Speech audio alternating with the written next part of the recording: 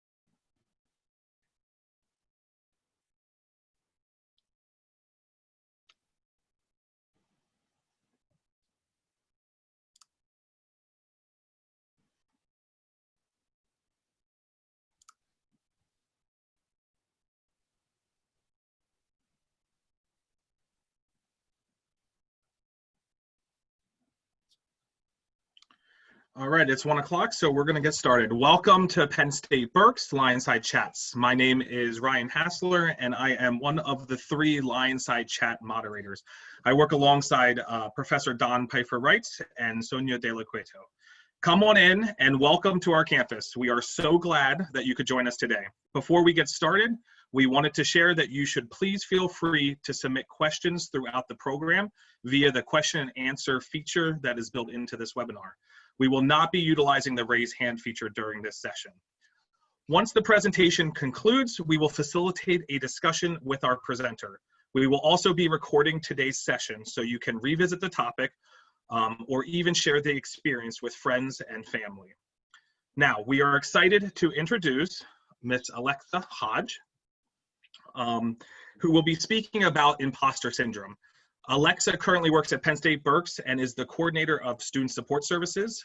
She supports our retention efforts on campus. Known to many students as simply Miss Alexa, she has been with the Berks campus since 2017, and she really enjoys helping others see their own potential. So without further ado, I will turn it over to Miss Alexa for imposter syndrome, and I would invite you now to share your screen, Alexa.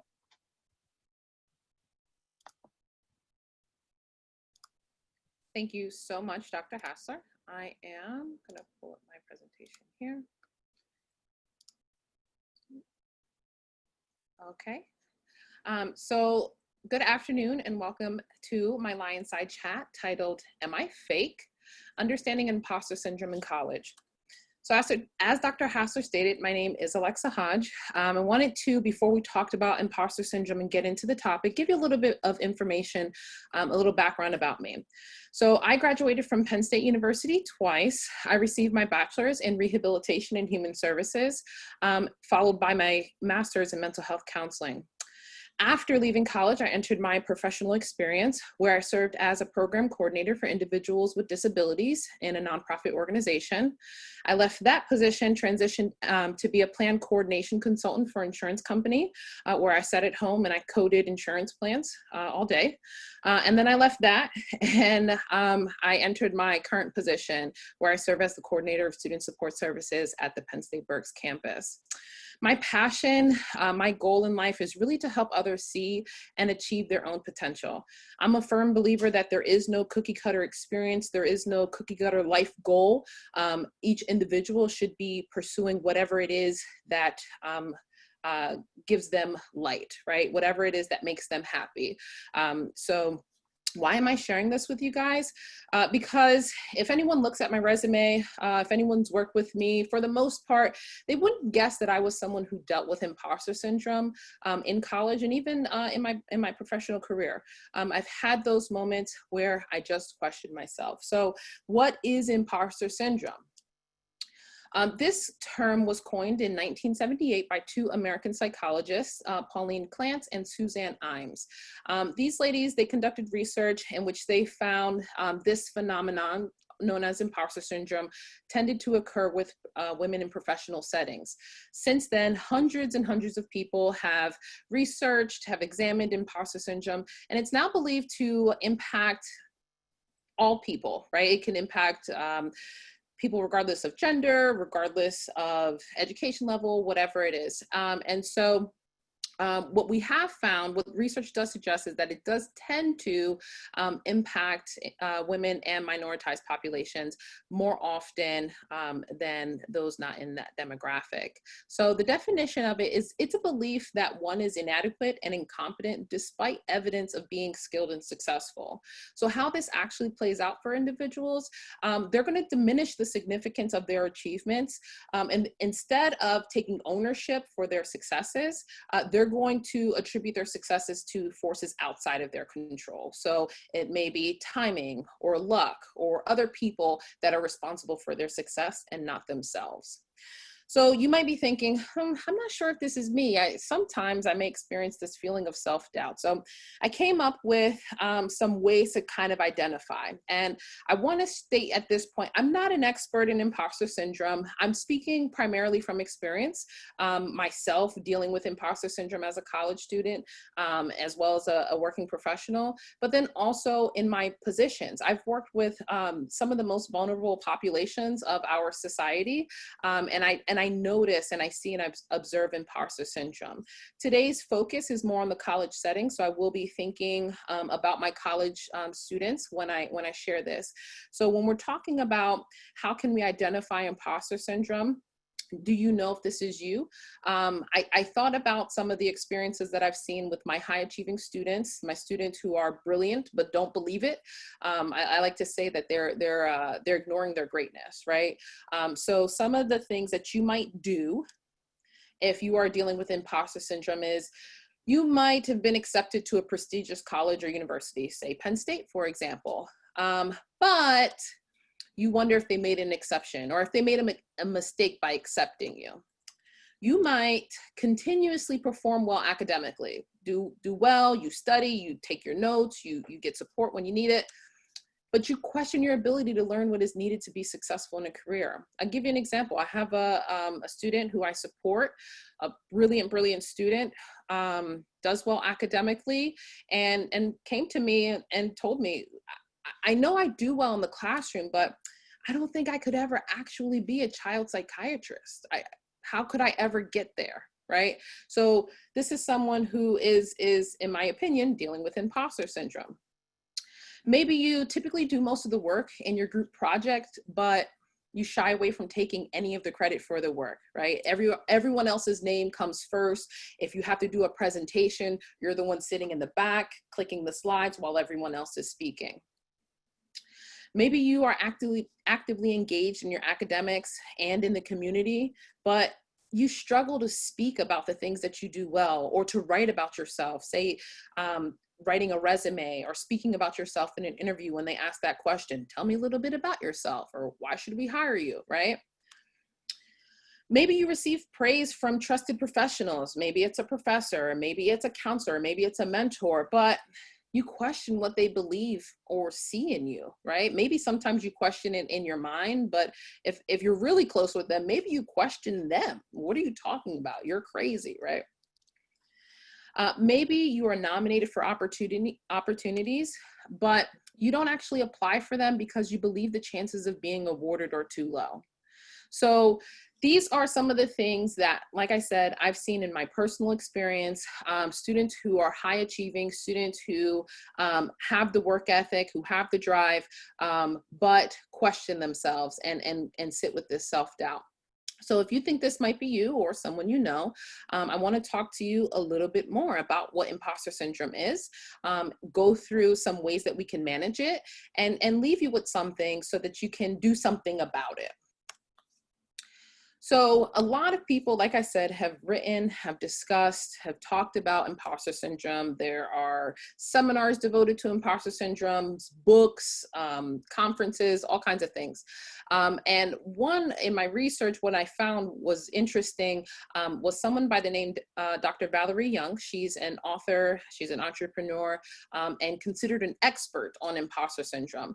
And so she actually came up with 5 types of imposter syndrome, and I want to go through them because maybe you see yourself in one of these. The first is the perfectionist. This is someone who's going to set excessively high goals for themselves, and if they can't meet those goals, they're going to experience self-doubt, right? So in the context of college, this might be a student who says, I'm going to college, I'm getting a 4.0 in my first semester and every single semester afterward. That's not impossible, but it's also not always a realistic goal. The second is the Superman or Superwoman or super person, if we're going to be non-binary. And this person is someone who has a tendency to view themselves as less than or incompetent when compared to their peers. And so as a result, they overcompensate by working harder, by taking on more tasks, by volunteering to do every part of whatever it is that they have to do. Maybe in a group project, they'll be the point person, they'll set up the PowerPoint, they'll do the research, they'll assign everybody, and everyone else just has to go in and add their name or add a couple of sentences to a slide. The natural genius. This person judges their competence based on their ability to complete tasks with ease and speed. So this is the type of person that if they're trying an assignment, right? Maybe they're in a math class and you're learning a new theory or process or formula. If they don't get it right away, then there's no way they're ever going to get it.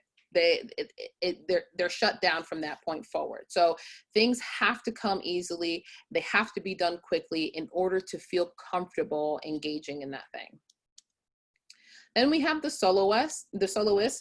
This person believes that even the thought of asking for help proves to other people that they don't belong, proves to other people that they are incompetent, proves to other people that they don't have the education required to be successful. So they won't. They just don't ask any questions at all. I'll figure it out. I'll Google it. I'll eavesdrop on someone else asking a question, but I will never ask that question, a question. And then the final one is the expert. So the expert is the person who fears they're never going to know enough. This is someone who stops, who will not take opportunities because they don't feel 100% confident that they know all that they need to know, that they've had all the experiences that they need to have in order to be successful with that particular thing. So these are the 5 types, and I'll reference them as we continue through. But really what I want to talk to you about too is my take on it. Again, I'm not an expert. I haven't done formal research on imposter syndrome, but from my observations, what I notice is that high achieving individuals, people who, like I said, have the determination, have the dedication, they do one of 2 things, and then they land somewhere in the continuum depending on what's presented to them. Either they avoid their greatness or they embrace their greatness, right? And so if you are someone who you said yes to any of those identifying imposter syndrome, and you might be experiencing some of that self-doubt, I want you to ask yourself, do I avoid my greatness? Do I limit myself? Do I say no to opportunities? Do I procrastinate so that I don't have to be let down if I can't be perfect? So am I avoiding or am I embracing my greatness? Am I looking for new opportunities? Am I looking to be challenged? Am I surrounding myself with people who are going to push me and challenge me and make me better, help me be a better version of myself? So avoid greatness and embrace greatness. And like I said, anywhere in between. In my personal experience, I've seen students who come into college completely and totally avoiding their greatness. They want nothing to do with anything. They're there, they do the bare minimum. They do it at the last minute. And then it's not until they start hearing from other people that they start to trust. It's not until they hear from other people that their potential is greater, that they could be doing so much more, that they start to move towards embracing their greatness. So college experiences of imposter syndrome, what I want to talk about is in terms of mostly avoiding greatness. When I see students who are avoiding greatness, there's some specific things I notice about them in the college environment. And I'm going to talk first about in the classroom. So in the classroom, when you've got a student who's avoiding their greatness, dealing with imposter syndrome, these are going to be the students who are going to avoid difficult majors, courses, or professors.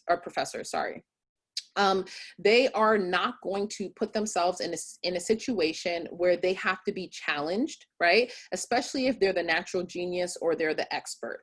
They don't want to be put into majors or courses or deal with professors who are going to confront this potential that maybe they don't know all the answers. I've also noticed that students who are avoiding their greatness, dealing with imposter syndrome, are afraid to ask questions and even answer questions, right? They might be in class, professors giving a lecture, trying to have a discussion. No one wants to talk.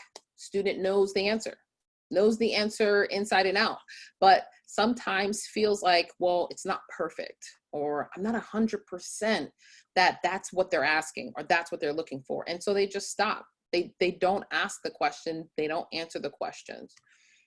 I've also noticed that students they tend to procrastinate on their assignments. And a lot of times that's because if I procrastinate long enough, then that's justification for any poor performance that I have, right? So if I had a project that should take me 5 weeks and I did it in 2 days and I get a C, well, that's okay because I did it in 2 days. Right? They never challenge themselves to actually put in the time and the energy that they need because they're afraid that if they do and they don't find success, then they're less than. They're proven fake, right? I've also noticed that students who are avoiding their greatness tend to avoid utilizing resources. At the Penn State Berks campus specifically, we have free mental health counseling, we have free learning center, so tutoring in math and science and time management. We have a free writing center, right? We have all these resources that are free. My students who are avoiding their greatness and dealing with imposter syndrome, they don't want to use these resources because if they do, then other people can very clearly see that they don't know something. Then other people can very clearly see that they don't belong because they don't know as much as the next person. The reality though is that the individuals who utilize those resources, those are the people who value their experience, who want to get better. Those are the people who embrace their greatness, who understand the material, but maybe want to master that material so that they can be successful in their future careers.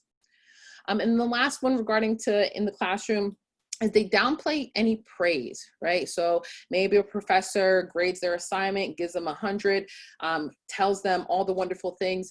The student's going to say, well, the professor must have been having a good day, or I just got lucky, or, well, I did use that one website with all that information. I didn't plagiarize, right? But the website is really why I was able to do so well. Shifting from in the classroom to outside of the classroom, what I've noticed is for students who are avoiding their greatness, dealing with imposter syndrome, they're going to accept the experiences, thoughts, and opinions of others as fact. And let me tell you guys, I have worked for Penn State. I've been a Penn State student. I know that people lie. People lie a lot, right? About what they're doing, how they're doing it. They tell you they're doing really horrible in the class when they're doing really well. They tell you they're doing really well when they're not doing really well at all. And what happens is when we're dealing with imposter syndrome, we start to assume that everyone else has it together and we are the only one struggling. We assume that we are the only ones who haven't figured out life. And so when other people come to us and tell us all the wonderful things that they're doing, we accept it as fact. And then we judge ourselves based on that. I'm going to skip down to the third one because I already talked about assume everyone has it together. This one is pretty dangerous, and I've seen it go really, really poorly for some of my students. But when my students are not embracing their greatness and dealing with imposter syndrome, sometimes they start to engage in risky behaviors to feel relatable. They start to do things just to feel relevant with their peer groups, right? Things that they would have never done had they been back home. But they do them because it gives them something to talk about. It takes the attention off of, well, am I smart enough to be here? Do I belong here? Can I pursue this major? Related to that, they tend to abandon their passions and interests. And so maybe this was someone who loved to read or loved to be in nature or loved to write music or sing, whatever it is. They abandon those things because they're trying to feel relatable and relevant to everyone else. And then the final one is they avoid leadership positions and other opportunities. I can speak about Penn State because, like I said, I've been with Penn State for a while, both as a student and as a professional. Penn State has so many things, so many opportunities, and you really can make it what you want. But when you are avoiding your greatness, it all seems too much. It all seems too impossible. And so it's better to just not do it. So this matters because it's not just I got to deal with this. Sometimes I doubt myself and it is what it is. I'll get over it. No, there are some actual serious implications for the effects of imposter syndrome on an individual. So the first one is decreased self-confidence. So you start to have this negative self-talk. I couldn't possibly do that thing. I couldn't possibly study that. I couldn't possibly become this career. Right? I couldn't possibly be selected to be the president of our student body, right? You start to kind of decrease your self-confidence. Similarly, your self-worth is decreased, and you start saying things to yourself like, I'm useless, I'm such an idiot, I'm so dumb, right? And your whole being, from a simple mistake oftentimes, becomes that mistake, right? I messed up here, so I'm a failure. You also have difficulties forming genuine relationships. Relationships, fine, right? Especially if you engage in risky behaviors to stay relevant. Forming superficial relationships will be easy, but genuine, authentic relationships with people that you really want to spend time with, it's very difficult when you're dealing with imposter syndrome because you're always wondering if someone's going to find out that you're not as smart as they think you are. So a lot of the times you'll avoid having long-term lasting interactions with people because you don't want them to find out that you're nothing like they may think that you are. You may also experience increased burnout or discontent. It's exhausting to have to put on a mask every day. Not the mask for coronavirus, you need to actually do that, but put on a mask of yourself, right? I'm so exhausted. It's exhausted. I'm so exhausting. You see, I did that wrong. I'm so exhausted of pretending to be like everyone else. And then we have this over-reliance on validation from others. So this is where you just trust, without a doubt, what other people have to say about you, how other people label you. You just trust it because, well, they must know me better than I know myself. If we go back, we talk about thinking that they have it all together. They've got life figured out. So if they've labeled me as this, if they think of me this way, they must be right. So what I'm hoping here is that if you're listening to this and you say, I already knew coming into this, I struggle with imposter syndrome. I struggle with doubting myself on a regular basis. I'm hoping that you can walk away from this with some tools to help. Hopefully you came into the session, you're like, I don't know what imposter syndrome is, but you know what? Maybe this applies to me. I'm gonna give you guys some tools. So The first is to invest in yourself. The second, which is not going to show up just yet, but the second one is looking outward, right? We're going to first look inward and then look outward. So investing in yourself, I think there's so many things that you can do, but I don't want to give you a whole book of all the things that you could do. I just want to give you a couple of things that you can start on. So I want you to think about owning and celebrating your achievements. You got to be on a paper. It was really hard, but you put all of your time, you put all of your effort, you met with the professor, you read the book, you took the notes. Celebrate it, shout it out, post something on Instagram, celebrate you, okay? I want you to identify specific and changeable behaviors and work to improve them over time. I want to make it clear, just because you're a high achieving person dealing with imposter syndrome, that does not make you perfect, right? There are things that we have to work on. There are things that we're going to have to improve. So if you know there's something that needs to be improved, identify what that is. And then for me, I'm a baby steps kind of person. Let's break it down. Let's make it small, manageable chunks until we get there, right? Maybe you're afraid of public speaking. And so instead of signing up to go give the next campus, I don't know, town hall, maybe you start by taking your speech course very seriously, meeting with your professor. Maybe you practice out loud the night before your webinar so that you can feel confident and comfortable when you actually give your webinar. That was me last night. Okay, so identify what you want to do, what you want to improve, and then figure out what are the small steps that you can do to get there. It's going to take time, but the time is going to pass anyway. You might as well fill it with something. The third thing here is to view mistakes as a natural part of the process. I like to tell my students when I'm working with them, you're a work in progress, love. You made a mistake, that's okay. You're a work in progress. You don't have to be perfect. If you were coming to college and you were supposed to be perfect and supposed to know everything, then we would just be stealing your money. That's not the point of being here. The point of being here, being in college, is to learn, to expand, to grow, and to leave better than you came. Not better than other people, just better, self, okay? I want you to also push yourself to act before you are ready, right? And I'm speaking mostly to the experts here. If we go back to those 5 types of imposter syndrome, that expert, they're not going to act. They're not going to act until they're 100% confident that they know everything, they have all the experience, they have all the knowledge.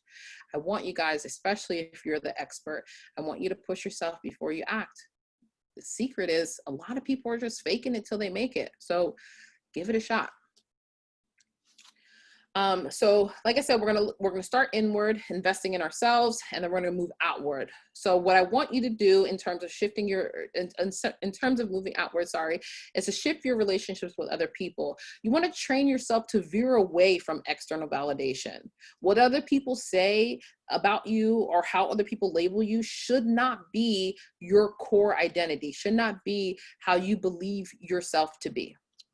You do want to be open to constructive criticism, but not to let that criticism define you. Okay, I need to work on that. Thank you for letting me know. Maybe I agree with some of it. Maybe I disagree with some of it. It's noted. I'm gonna work on it. But you have to be open to that without feeling like it's your new identity. You also want to realize there's no shame in asking for help when you need it. At no point in life is it ridiculous to ask for help.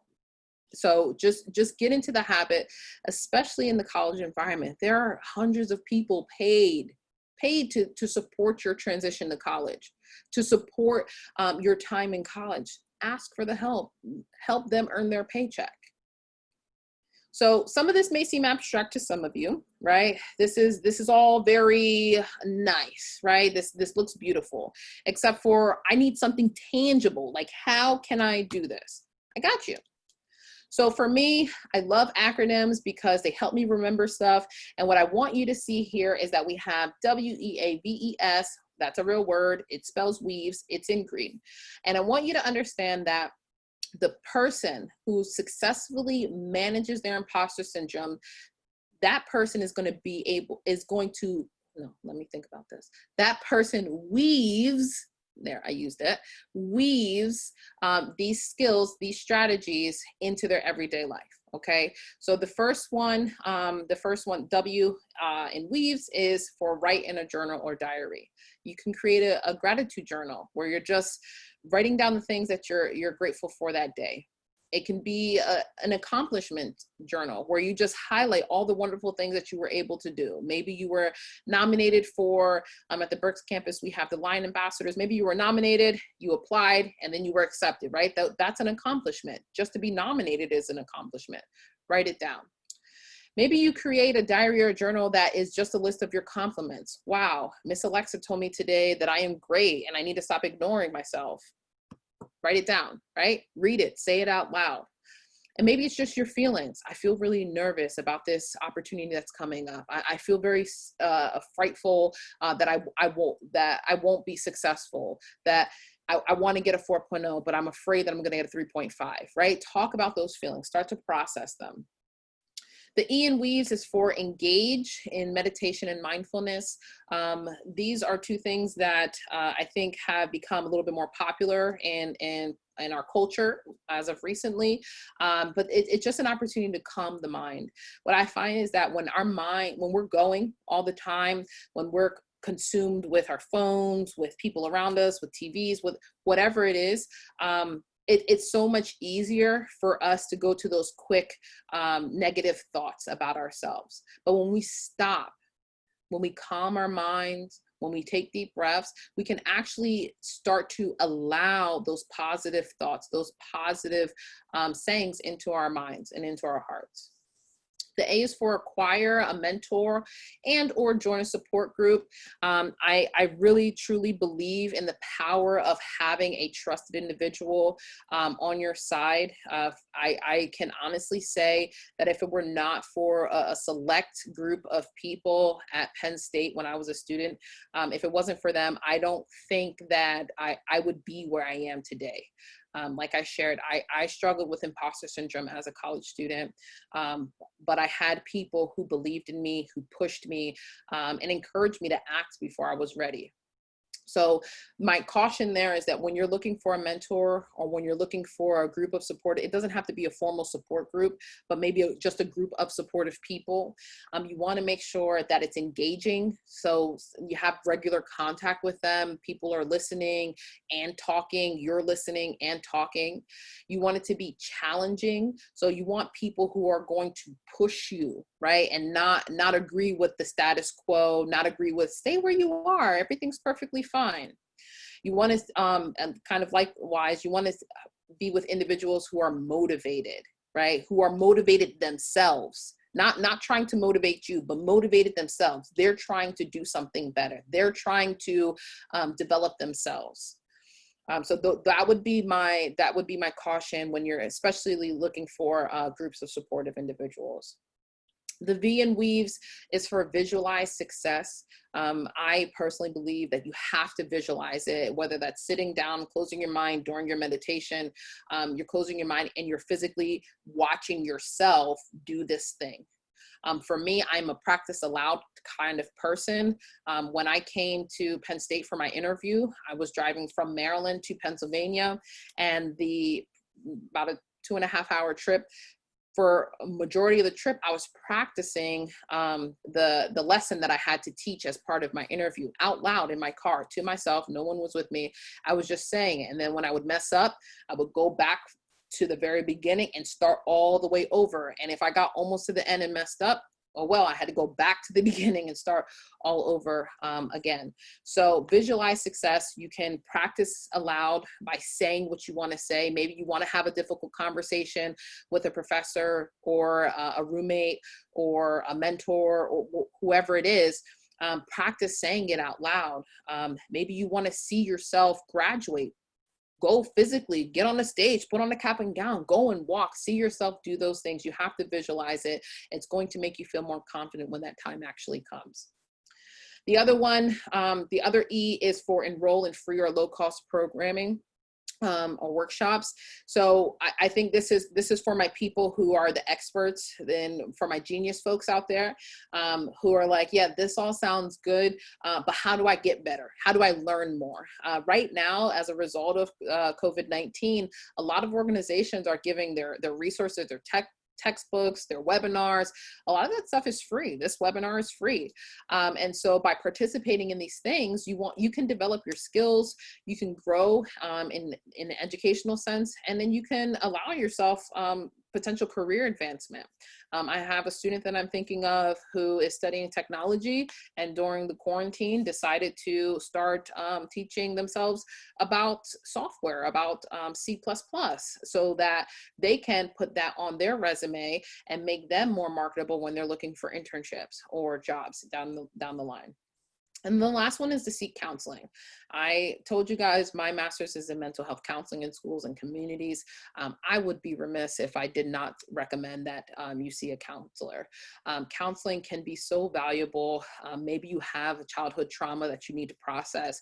Maybe you had no trauma. You don't have to deal with imposter syndrome and have experienced trauma in your life, but maybe you want to process the feelings that you have regarding your doubt or your future. Speak with a counselor, someone who is bound to keep your information confidential, help you process those emotions.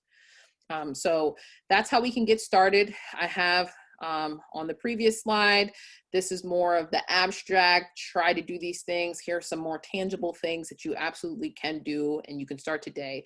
And don't forget, if you want to successfully manage your imposter syndrome, you want to that doesn't make sense. You want to weave at the S these tips into your everyday life. So the key takeaway I want you guys to hear from me is to really just love yourself. You are a work in progress. And if you're still following on with my acronym of weaves, you'll see that I have a woven heart because I do want you to love yourself. And it's not perfect, and that's okay. We are works in progress. So with that said, I am over time, I think just a bit, but I am an educator at heart, and sitting here and just talking at you for the last 30 so minutes is not my style. I would love to have a discussion with you all. I want you, this is not something we have to have in the Q&A, but something for yourself. I want you to think about something you're afraid to begin and try to identify the source of that fear. Do you think it's imposter syndrome? Do you think it's you're being a perfectionist, or you're a soloist, you don't want to ask for help, right? And I want you to specifically brainstorm how you can apply parts of today's session to begin moving forward. How can I move from I'm too afraid to do this thing because I'm afraid I can't be successful to I feel confident that there are resources, that I am determined, that I am dedicated enough to be successful. So that's my reflection for you. If you're a screenshot person, go ahead and take a screenshot of this. But this session is being recorded, so you can always come back and take these things down, these thoughts down. So that's all I have. I want to thank you all for your time. I want to give a very special shout out to my aspiring scholars, both my scholars who are formally in the program and those who I have adopted into the program throughout my time at Penn State. It is with their support and their encouragement that I feel empowered to speak on this topic. And I just feel so grateful to be able to work with them. So that's all I have. Dr. Hassler, if you wanna come back.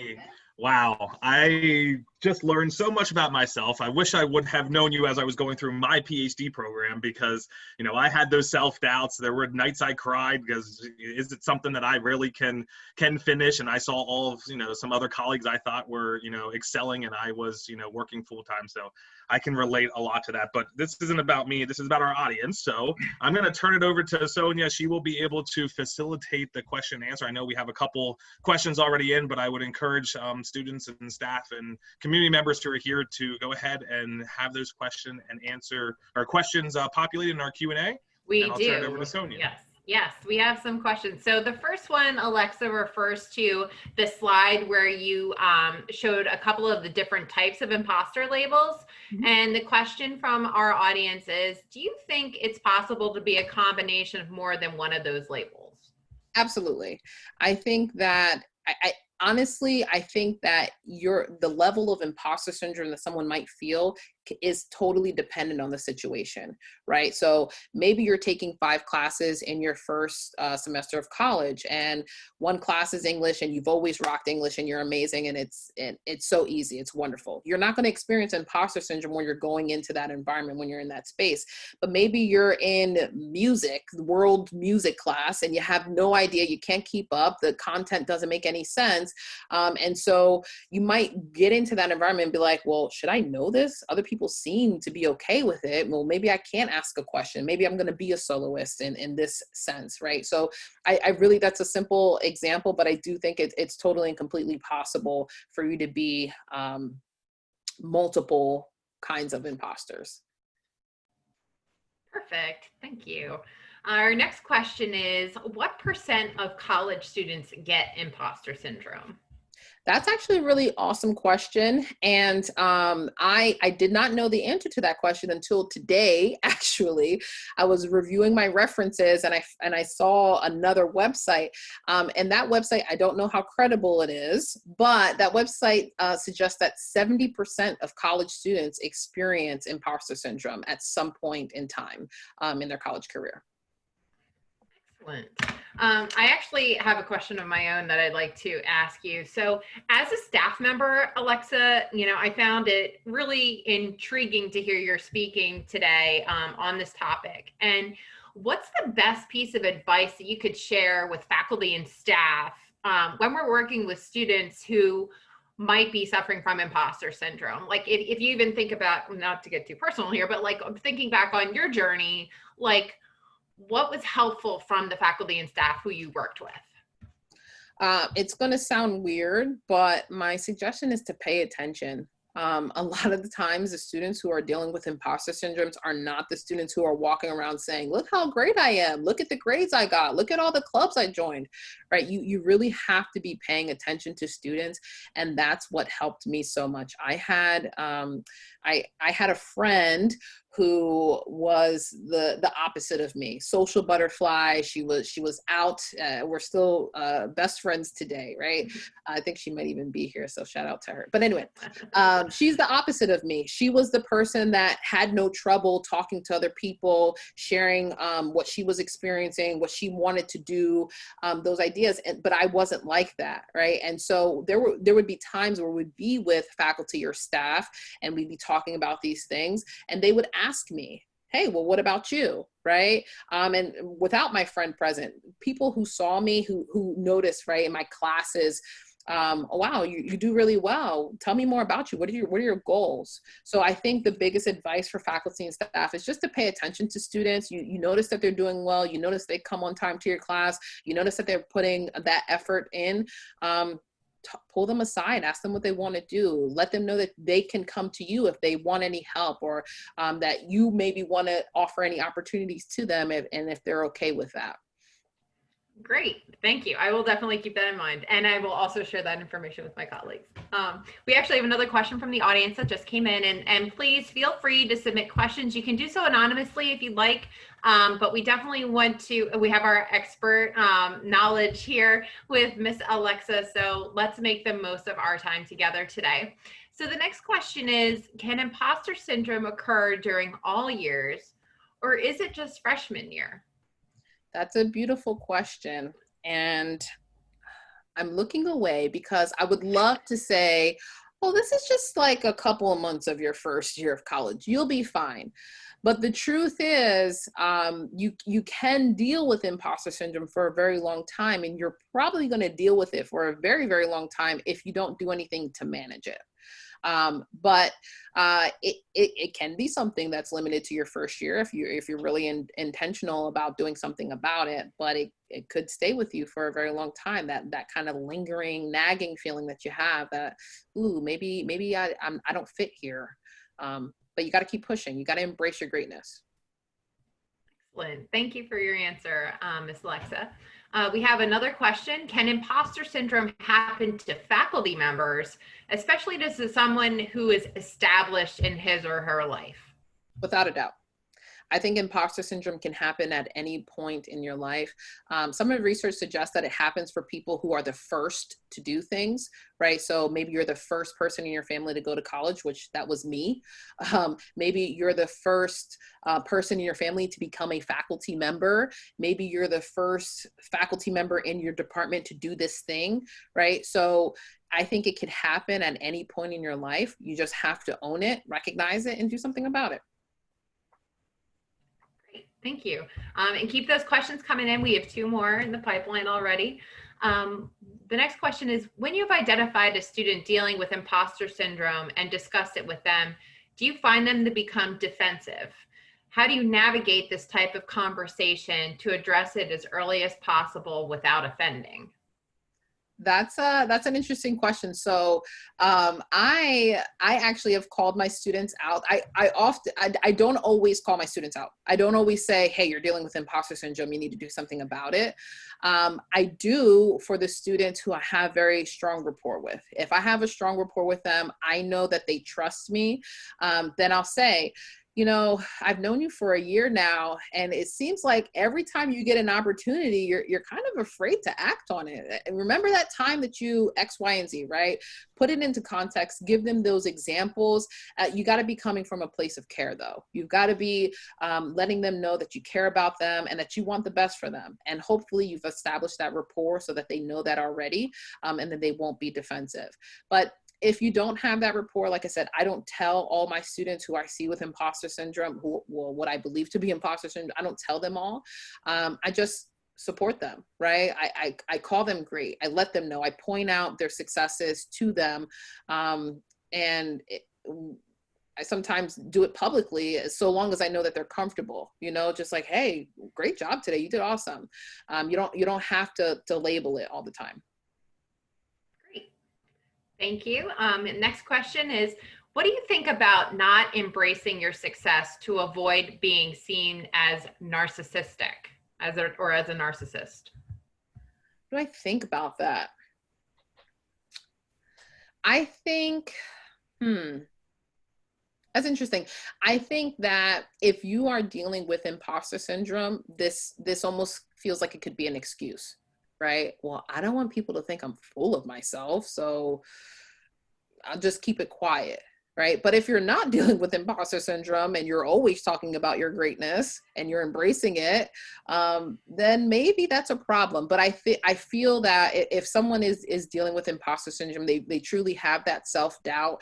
They're not people that are showing off or tooting their own horn on a regular basis. I think that it's an excuse to say, well, I don't want people to think I'm full of myself. I don't want people to think that I think I'm better than them. Because probably maybe a narcissist won't even go there, right? Right. Right. They don't care. You want to know what I'm doing, right? You need to know what I'm doing. Right. All right. Another question, actually, you had mentioned in your presentation, Alexa, I was almost getting the sense like you're encouraging students to be vulnerable, right? So can you tell us a little bit more about that? Like how can we be more vulnerable, and like what happens if we're vulnerable, those kinds of things? Yeah, I think that's a difficult, vulnerability is very difficult in the college environment, especially if we're talking about populations, the populations of people who tend to experience imposter syndrome more often than others, which tend to be women, tend to be minoritized groups. And so it can be very difficult to be vulnerable. But what I say is to find those people that you can trust. Find those people who accept you, no judgment, who are there for you, no expectation, and reach out to them. And you don't have to start by pouring everything out, right? You don't have to start by sharing your entire life story and everything that troubles you and all of your insecurities. That's not vulnerability. You want to test it out, find someone, maybe it's just the professor who seems approachable, right? And you go to meet them in office hours and you have just a conversation with them. And then, you know, the next one, you tell them a little bit about yourself, but it's not supposed to, in my opinion, vulnerability, it should not happen on the spot. It should not happen in a first encounter. It's something that takes time. You have to build a relationship and a rapport with individuals to get there. But generally speaking, I think that people know when people care about them. And so look for those people who care about you.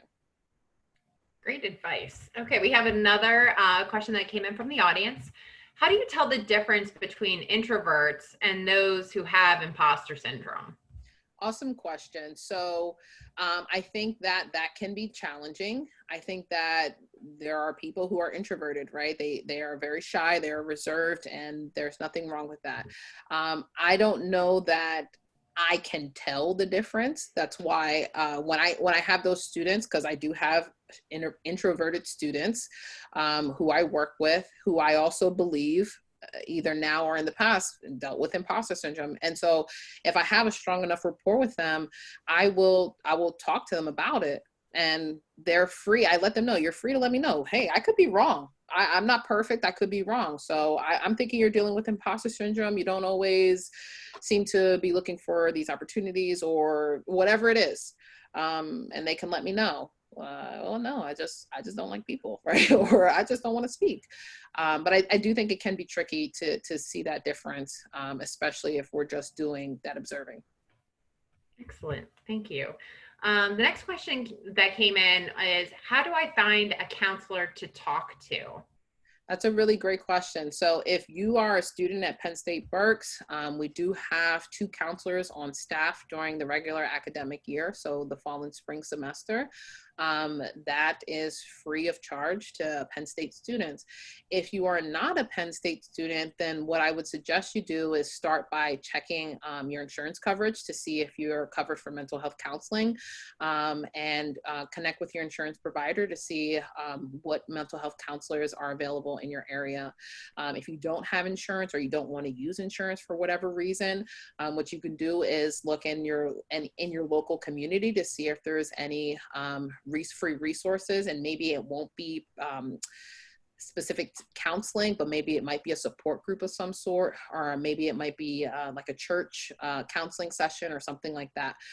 But see if there's free resources in your local community. Check with your campus. If you're not coming to Penn State, you're going to another institution, check to see if your campus offers mental health counseling, and then also check with your insurance provider. Great. Thank you very much. The next question is, do you sometimes deal with imposter syndrome today? Yep, I do. And so some of my students know there are things that I will procrastinate on because I don't feel like I should be doing them, right? Like I don't feel competent enough to do them. And so I procrastinate, and I'm pretty transparent with a lot of my students, especially my regular visitors. And so they know, they see me, and some of them call me out on it. And so that's just kind of the rapport that we have established, but I absolutely do. Excellent.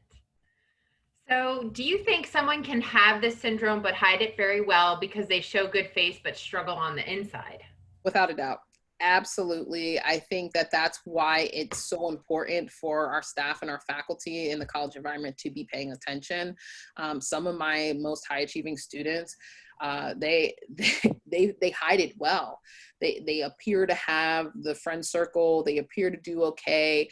But I know, and when I have that one-on-one conversation, that they're not okay, right? They're doing things. And that's where I got that engage in risky behaviors. I've met students who they're I don't even want to say some of the things that they're doing, but they're doing these things because their friend group is doing them, and they just want to feel relevant. They just want to be able to relate to them, even though it doesn't bring them joy, even though it causes more problems for them in the end. They just want to feel relatable. Great. Thank you so much for your answer.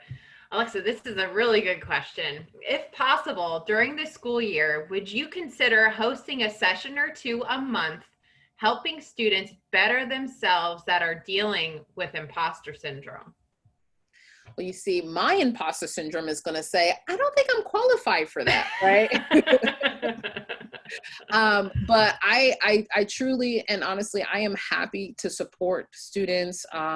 Like on my thank you slide, I thank my students who are in my program, both formally and informally. If I meet a student who wants to connect, who wants that support, I am there.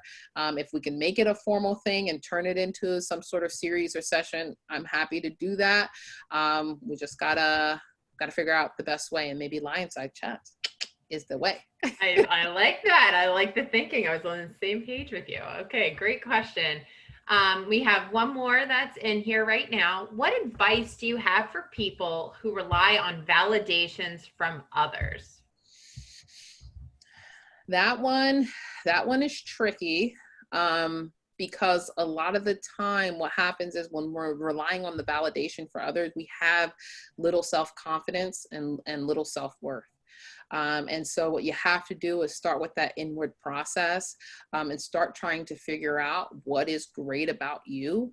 Start to figure out who you are as a person, even the things that aren't great, and own those things. So sometimes those conversations can happen with a trusted mentor or in a group of supported peers. Sometimes those conversations can happen in a counseling session. And if you're really struggling with it, I advise you to start with the counseling. And I want to say, if counseling is where you want to be, to start this process, don't wait until you can't deal anymore. Don't wait until you feel too overwhelmed to act, because by that point, any misstep that you have with trying to find a counselor is going to feel like an omen. It's going to feel like a sign that you shouldn't do it. And I want you guys to seek that opportunity with an open and clear mind. So do it now. If you're even like, oh, maybe I should, start looking at least, so that when it comes to it, you have something set up, you know what you got to do, and any misstep is not going to make you completely abandon the idea. I think that's a really good point, Alexa, because sometimes, from my understanding, when students go to seek it to connect, right, it's a process to go through, make sure that the insurance is covered. And then on top of that, they could have a couple of weeks before they could actually get in to do an intake and get to meet with a counselor. So I think that's a really good piece of advice. Those are all the questions we have now. Ryan, do you have anything from your end? I just personally, we've been talking a lot about college students. I know we had a question about staff and faculty, but can imposter syndrome happen out in the real world or out beyond the college setting? Are there other instances that the literature points to in terms of maybe some other disciplines?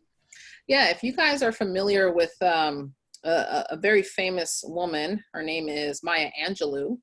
Maya Angelou actually dealt with imposter syndrome, and a lot of the articles reference her dealing with it, where she stated, you know, I would go and publish a book and say, oh, this is going to be the book that they find out that I've pulled the wool over their eyes. Michelle Obama, Tina Fey. There's a lot of celebrities who have admitted to experiencing that kind of almost debilitating self-doubt, where they're like, well, maybe I just shouldn't do it in the first place. So it can absolutely happen in the real world. Great. Well, I think we answered all of our audience questions. So I would just like to thank you, Miss Alexa, for chatting with us today on such an important topic. You know I learned some things about myself personally, things I wish I would have known about imposter syndrome. You know, I've felt some of those things in my life, and I didn't know that there was this, you know, this research behind that. So I thank you personally for that. I'd also like to thank our tech tutor, Trevor. Luckily, we didn't need him today, but he's standing by in case we had any technical difficulties. So thank you very much, Trevor. And a special thank you to all of you for joining us today for our LionSide Chat. As you click out of our webinar, you will receive access to a survey. Please do take the few minutes required to complete the survey to let us know what you thought about today's chat and perhaps offer some ideas for future chats as well. You're encouraged to reach out to us via email, and remind you to keep checking our website as we're always adding new chats. With that said, let me put up our next few chats. So I'd like to remind you that our next LionSide Chat will be examining supply chains in the midst of the pandemic. And I hear from the presenter that, he might be able to answer the question of where's my toilet paper. So they will be looking at examining the supply chain that we all have witnessed over the last couple of months. So be sure to come back soon and meet with another faculty, staff, or student from Penn State Berks to share their experiences. Stay safe, Berks and beyond. Signing off until next time, this has been Penn State's Berks LionSide Chat. Thank you.